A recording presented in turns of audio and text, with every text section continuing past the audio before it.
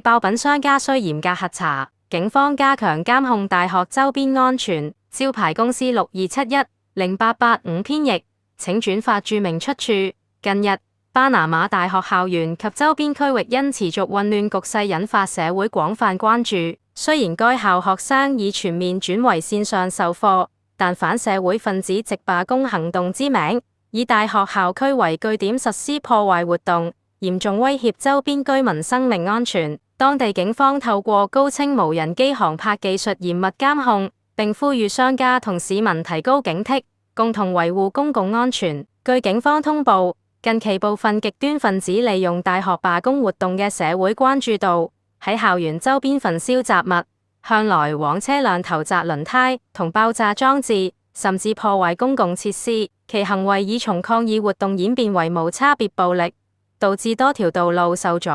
居民區多次受到波及。巴拿馬警方啟用高清無人機對重點區域進行24小時全天候航拍偵查，成功鎖定多名嫌疑人行動軌跡。警方強調，將依法追究破壞公共安全者嘅刑事責任。面對安全隱患，巴拿馬政府已啟動跨部門聯合行動，嚴控危險品流通，要求商家嚴格核查購買者身份同用途，禁止向可疑人員銷售汽油、煙花爆竹等易燃易爆物品，加強交通疏導。大學周邊主幹道增設臨時檢查點，建議駕車人士盡量繞行衝突區域，途經時需留意路障並配合警方指引。社區聯防機制